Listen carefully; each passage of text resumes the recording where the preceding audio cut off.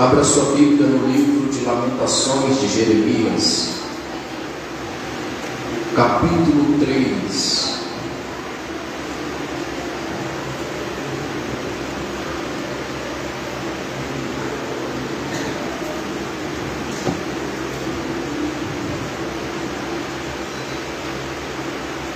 Livro de Lamentações de Jeremias, capítulo 3, verso 22, 23 e 37. Deus seja louvado. Quem foi encontrando diz amém. Amém. Diz assim: é pelas misericórdias do Senhor que não somos consumidos, porque as suas misericórdias não falham ou não têm fim. Elas são novas a cada manhã, grande é a tua fidelidade.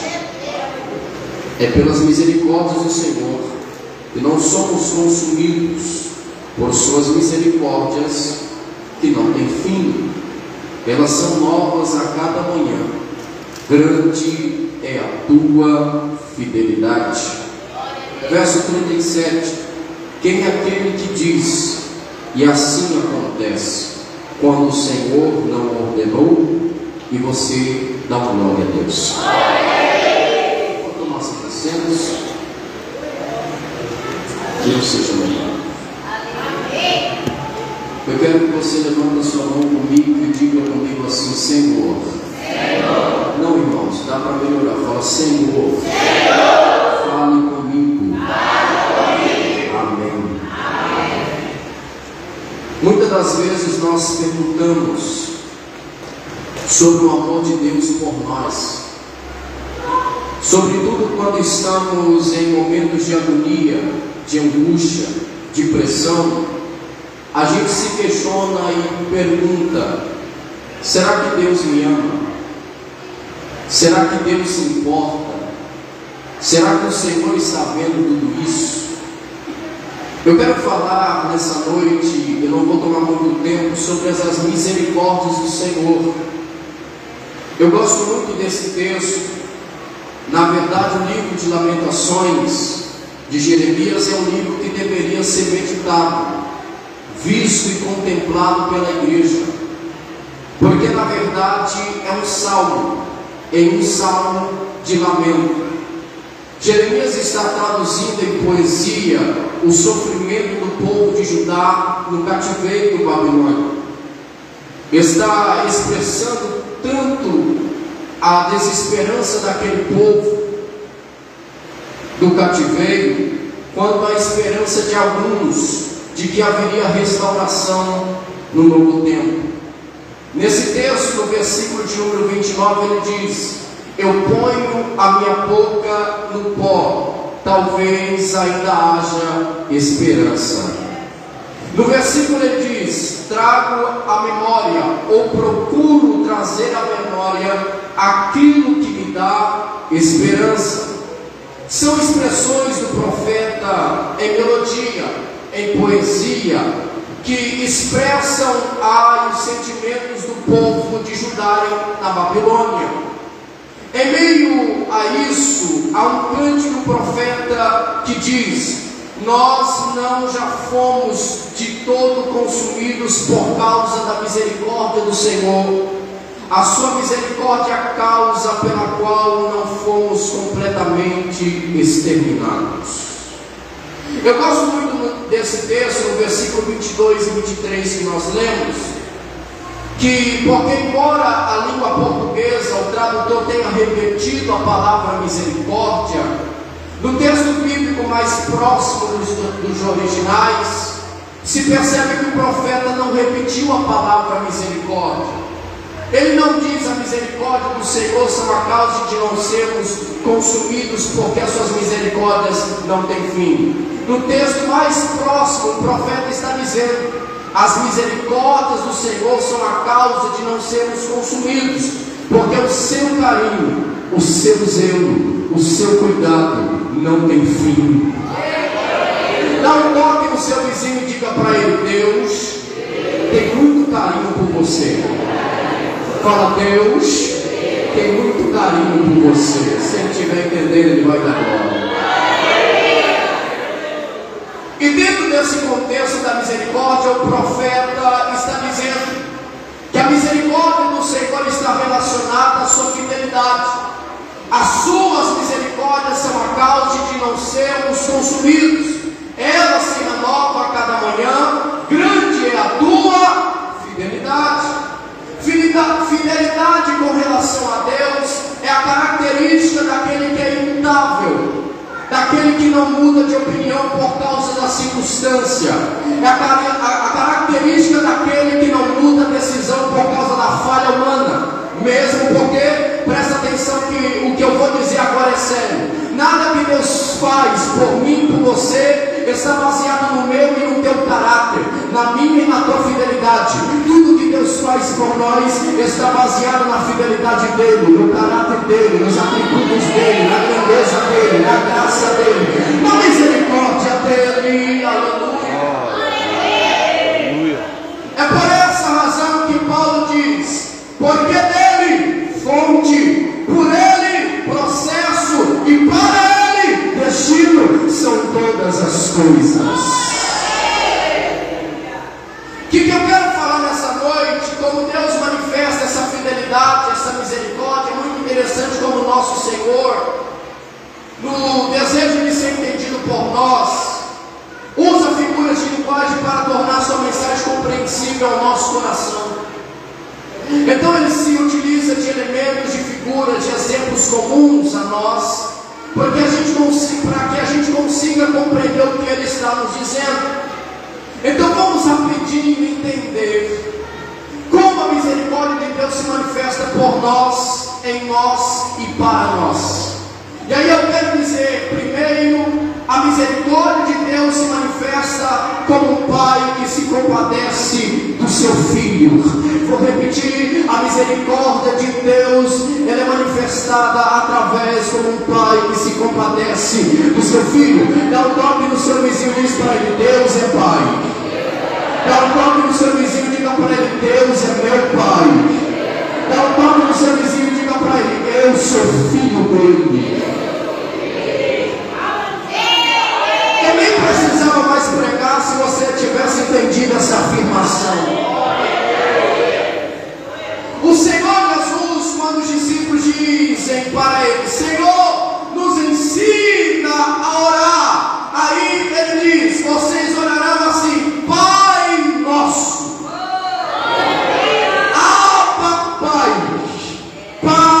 Pai.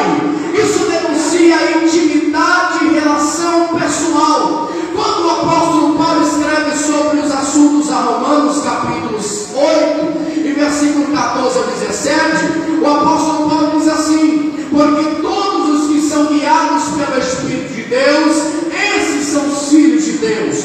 Porque não recebeste espírito de escravidão, para outra vez estar em temor, mas recebeste o espírito de adoção de filhos, pelo qual clamamos Abba Pai. O mesmo Espírito que testifica ao nosso espírito que somos filhos de Deus. E já nós somos filhos, somos novos herdeiros também, herdeiros de Deus e cordeiros de Cristo. E se é certo que Ele padecemos, para que também com Ele sejamos glorificados. Como o Pai se compadece de nós. No Salmo de número 86, versículo de número 15, o salmista diz: mas tu, ó Senhor, é Deus compassivo e misericordioso, muito paciente, rico em amor e em fidelidade. E no Salmo 113 o salmista diz assim: bendiz a minha alma ao Senhor, e tudo que é em mim bendiga o teu santo nome. Bendiga a minha alma ao Senhor, e não te esqueça nenhum dos teus benefícios. É Ele que perdoa todas as nossas iniquidades e que sara todas as nossas enfermidades.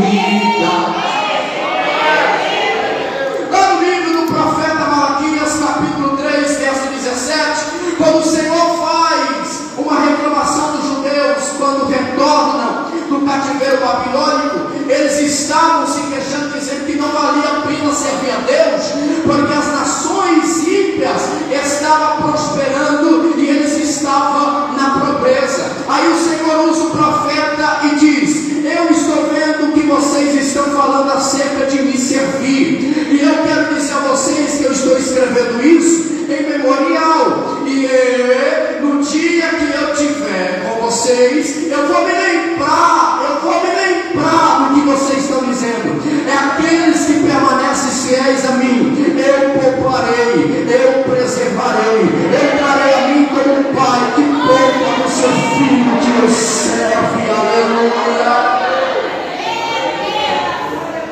As misericórdias do Senhor se manifestam como paternidade.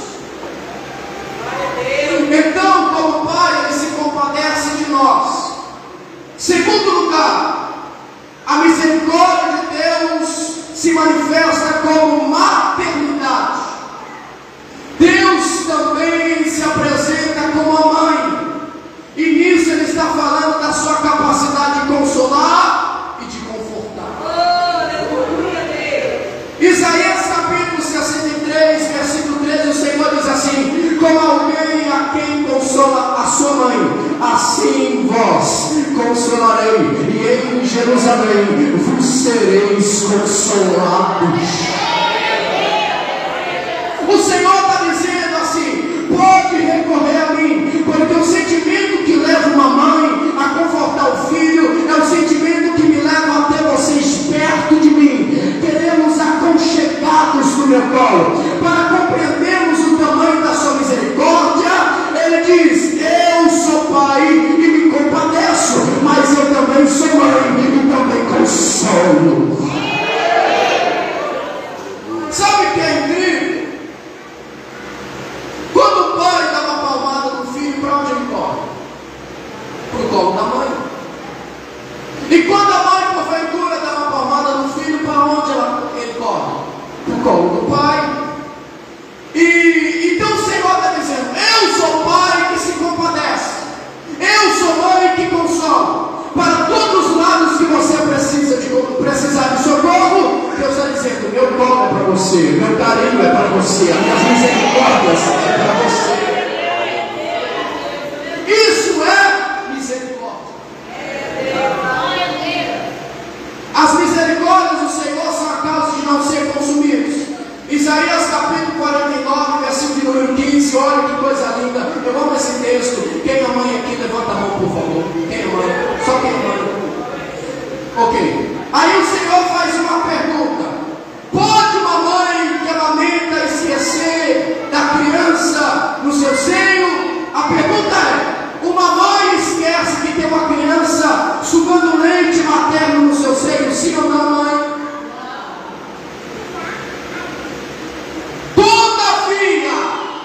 Esse todavia muda tudo.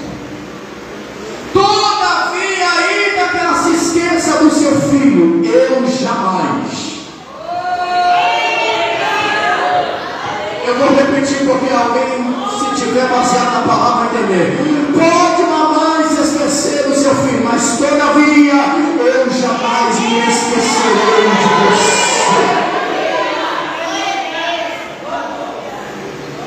Nas palmas das minhas mãos eu te gravei, e os teus dias estão todos contados, narrados diante de mim. O que o Senhor está dizendo é: antes que aconteça qualquer coisa, eu já sei que vai acontecer, porque essa história está escrita na palma da minha mão. Enquanto você precisar chorar, quando você vir chorar, eu já sei que você vai vir. Você está chorando. Quando você precisar de conforto, eu já sei que você precisa de conforto, porque a tua história está gravada na palma das minhas mãos. Sabe o que é interessante? Eu estava lendo esses dias e foi comprovado que a parte do corpo que você olha mais vezes durante o dia é a palma da sua mão.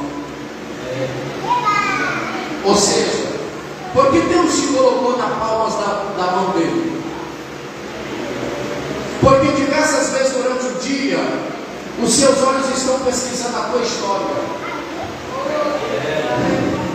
e acompanhando a tua biografia. E o nome disso é misericórdia.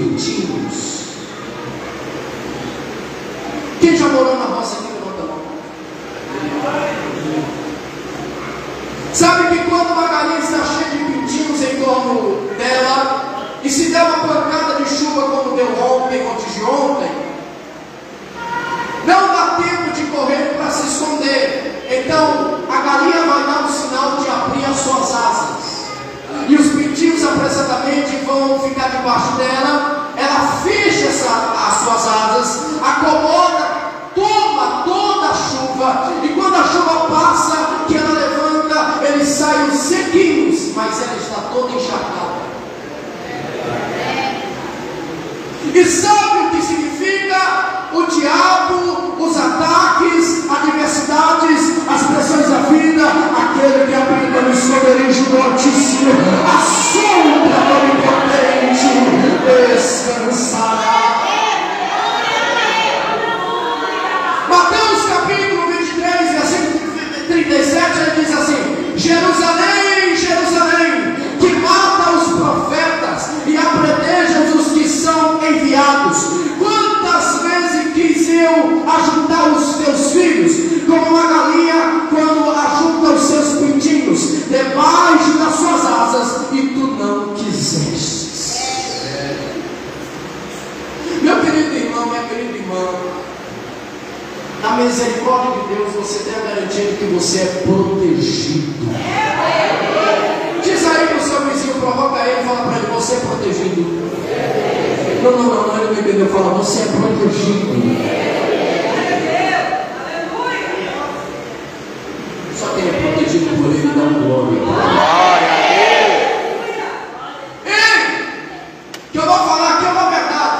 Só na eternidade que revelará quantas vezes o Senhor quebrou laços por você. Só na eternidade revelará quantos livramentos que Ele nos deu. Só na eternidade revelará quantas vezes tramaram contra a sua vida, mas a mão dele interveio e não permitiu os laços prevalecer. É por isso que o salmista diz: o laço quebrou e nós escapamos.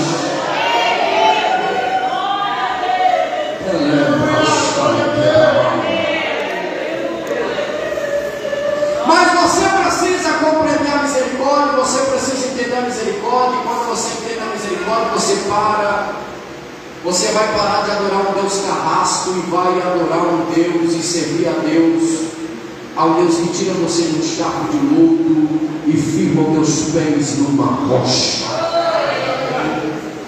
Quarto lugar, na sua misericórdia, Deus é como uma ama amamenta. Presta atenção que eu já estou terminando. Provoque seu vizinho e diz para ele: o Senhor. Não está falando, daqui a pouco você vai jantar. Fala: o Senhor é quem te amamenta. Da glória a Deus. Glória a Deus. Na roça, nas regiões rurais, aquilo que nós, aqui no Brasil, no Nordeste, nós conhecemos mãe de leite.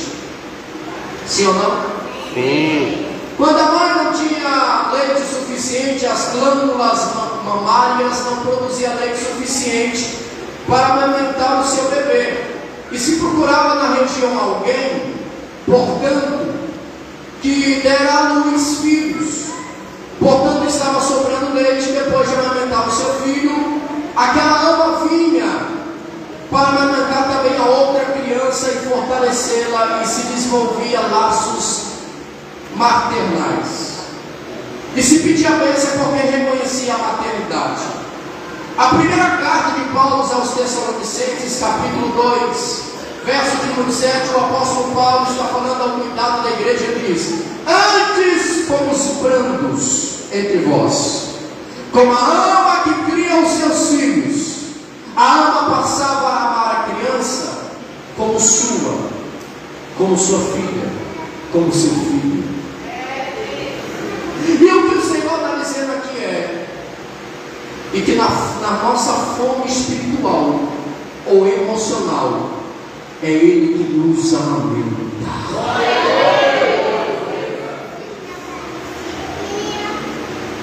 Todos nós passamos um período de fraqueza. Lá no fundo, bem lá no fundo, ninguém é melhor do que ninguém. Todos nós temos uma deficiência em alguma área da nossa vida. Mas as deficiências que nós temos, não impede das promessas do Eterno se cumprir na sua vida. Ainda que os seus momentos de fraquezas para alguém é mais importante daquilo que Deus te chamou, Deus escolhe você mesmo fraco, caído, machucado, pisoteado, mal falado, mas Ele levanta você e fala: eu firo os pés dele, eu firo os pés dela na minha rocha. Quantas as vezes você estava à beira da morte, desanimado, desiludido, deprimido e amargo? Quantas das vezes passaram besteira na sua cabeça acerca da sua própria vida, aí de repente você deitou, dormiu, levantou, fortalecido. Veio para a igreja, ouviu a palavra e saiu fortalecido.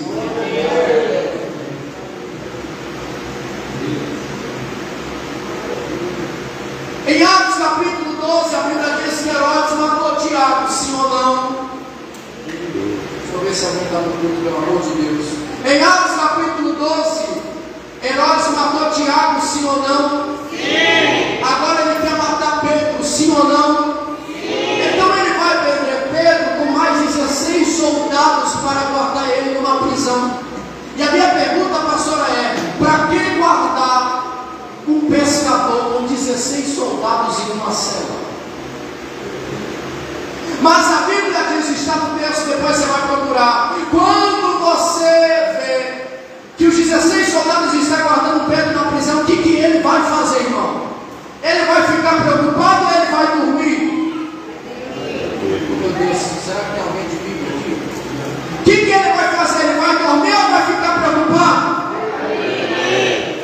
Porque ele sabia que Deus ia resolver a situação. Herodes não tinha medo de Pedro, Herodes tinha medo do que o Deus de Pedro era capaz de fazer. Porque Herodes sabia que o Deus de Pedro ressuscitava depois de 4 dias. Herodes sabia que o Deus de Pedro levantava coxa e levantava paralítico. Herodes sabia que a marcha da raia. Eu já estou sentindo a graça aqui. Herodes sabia que o Deus de Pedro trazia resistência naquilo que não tem. Então posso te dar um aviso, levanta a mão. Quem tem promessa, dorme em paz. Toca na mão do vizinho, toca na mão do vizinho e fala: volta para tua casa. Pode deitar naquela cama e dorme em paz. Porque quem tem promessa, dorme em paz. Quem tem promessa, dorme em paz. Glória a Deus. É por isso que o salmista vai dizer que o Senhor trabalha pelos servos seus enquanto dormem. Eu não sei por que tanta preocupação. Ô irmão, se tu entendesse que enquanto você está dormindo, há anjos trabalhando ao teu favor. Enquanto você dorme, o céu não para de trabalhar sobre a sua vida. E o aviso de Deus para essa igreja é: pode dormir em paz, porque eu sou Deus que se compadece do meu filho. Eu sou Deus que sou uma mãe que consolo, mas eu sou Deus que protege.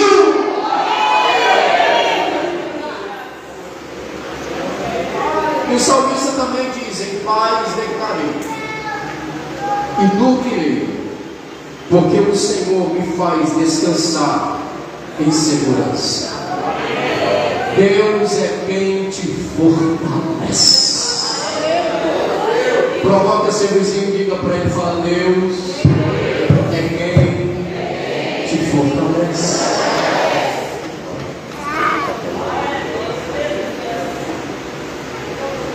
Deus está amamentando você. Deus está fortalecendo você. Vou repetir porque você perdeu de dar glória. Deus está amamentando você. Deus está fortalecendo você. Na sua misericórdia, Deus é como um pastor que busca porque ela é fraca, ela é rebelde, ela se desviou do rebanho. Mas em Mateus capítulo 18, versículo 12, Jesus disse do seu amor por nós, como de um pastor que tem 100 ovelhas e é ao cerca, que tem 100 ovelhas e ao cercar o aprisco, percebe que falta uma, e ele deixa as 99 no aprisco e sai para buscar quem se perdeu. Esse texto diz que ele sobe e desce monte, desce valados, e quando encontra, cura as feridas, coloca no ombro, coloca no colo, mas ele traz a ovelha que se perdeu. Provoque seu vizinho e fala: Deus é o seu pastor. Fala para o seu irmão e fala: Deus não vai perder você. Glória a Deus. Ainda que você queira mudar de direção, de direcionamento fora da vontade dele, mas não há buraco nenhum que você se esconda. Antes de você planejar de se esconder, ele sabe aonde você vai. Elias, ele se escondeu dentro de uma caverna, aí o Senhor aparece e fala: Elias, o que tu fazes aqui? Por favor, só quem é bom de Bíblia, só quem é bom vai entender. Deus não vai falar: Elias, o que tu fazes aí? Porque se Deus tivesse falado: Elias, o que tu fazes aí? Deus estava falando por fora, do lado de fora da caverna. Aí Deus fala para Elias e diz: Elias, o que tu fazes aqui? Por que, Deus? Porque eu estou aqui dentro da caverna contigo. Eu estou aqui dentro para falar com você.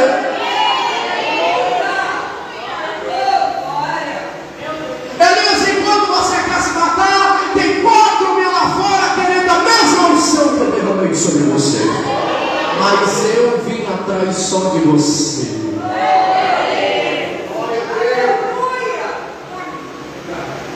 Deus, na sua misericórdia, se importa como um pai que se compadece, como a mãe que consola, como a galinha que protege, como uma ama que amamenta, como um pastor que busca, e como orives que refina. Para que servem as tribulações da vida? Porque Deus me permite passar por certas situações. Eu acho que você já perguntou essa pergunta, porque eu comecei agora, mas já fiz esse tipo de pergunta. Isso também é misericórdia. E eu vou dizer com muita propriedade isso. Ele está lapidando você. Ele está moldando você. Mas é para aumentar o teu valor. Malaquias capítulo 3, versículo de número 3, o Senhor diz: assim como orives que se assenta para afinar e purificar a prata, assim eu me assentarei e vos afinarei como o ouro e como a prata. Lá no versículo 17 ele diz assim: vos sereis o meu tesouro particular. Dá uma provocada no seu vizinho e diz para ele: você é o tesouro particular de Deus. Não, repete para ele até entender. Fala: você é o tesouro particular de Deus. Chegou da glória porque você tem valor.